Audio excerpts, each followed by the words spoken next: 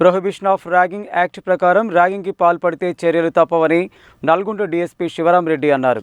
విద్యార్థులు వారు చదువుకునే కళాశాలలు, హాస్టళ్లలో ఇలాంటి సంఘటనలు జరిగితే వెంటనే పోలీసులకు గానీ డయల్ 100కి గానీ తెలియచేయాలని సూచించారు.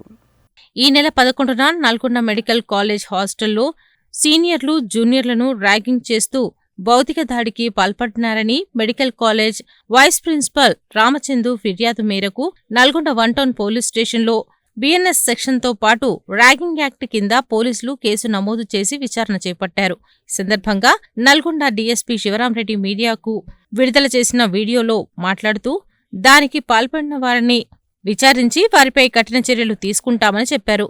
జిల్లా ఎస్పీ శరత్చంద్ర పవార్ ఆదేశాలతో మెడికల్ కాలేజీలో యాంటీ ర్యాగింగ్ కమిటీ ఆధ్వర్యంలో అవగాహన కార్యక్రమం నిర్వహించడం జరుగుతుందని, కాలేజీ విద్యార్థులు తాము చదువుకునే కాలేజీలు, హాస్టల్లో ఇలాంటి సంఘటనలు జరిగితే వెంటనే పోలీసులకు గానీ డయల్ 100కి గానీ తెలియచేయాలని సూచించారు. ఎవరైనా ర్యాగింగ్కి పాల్పడితే కఠిన చర్యలు తీసుకోబడతాయని, జైలుకు పంపించడం జరుగుతుందని హెచ్చరించారు. ర్యాగింగ్ భూతాన్ని సమిష్టిగా ప్రతి ఒక్క విద్యార్థులు, లెక్చరర్లు పోలీసులతో కలిసి పారద్రోలాలని ఆకాంక్షించారు.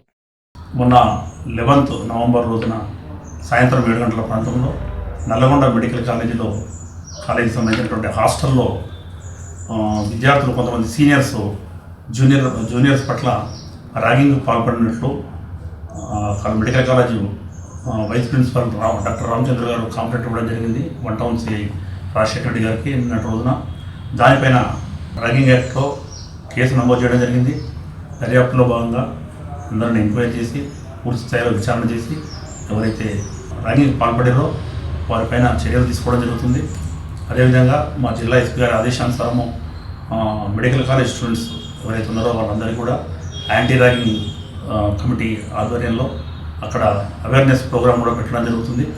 అదేవిధంగా విద్యార్థులు ఎవరైతే ఉన్నారో స్టూడెంట్స్ నల్గొండ చుట్టుపక్కల తర్వాత మా కాలేజెస్ ఉన్నారో వాళ్ళందరూ కూడా విజ్ఞప్తి ఏంటంటే ర్యాగింగ్ పట్ల అందరము అవేర్నెస్ కలిగి ఉండాలి. దాని శిక్షలు కఠినతరంగా ఉన్నాయి కాబట్టి విద్యార్థులు వాళ్ళ భవిష్యత్తును కేసుల పాలై ఆగం కాకుండా అందరూ అన్ని జాగ్రత్తలు తీసుకోవాలి. మంచిగా చదువుకొని వారి భవిష్యత్తులకు బంగారు బాటలు వేసుకోవాలని విజ్ఞప్తి చేస్తున్నాం. అదేవిధంగా అందరూ సమిష్టిగా కలిసి లెక్చరర్స్, అదేవిధంగా మెడికల్ కాలేజీ డాక్టర్స్ అందరూ కలిసి మేము కూడా పోలీసు వాళ్ళం అందరం కలిసి సమిష్టిగా ర్యాగింగ్ అనే భూతాన్ని అరికట్టడానికి ప్రయత్నాలు చేయవలసిందిగా విజ్ఞప్తి చేస్తున్నాం.